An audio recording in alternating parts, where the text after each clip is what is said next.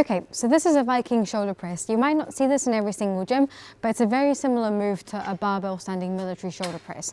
So before we come underneath, we're going to make sure that as we place our hands on the handles, that they're still at a nice comfortable position for us, for both our wrist protection and our elbows.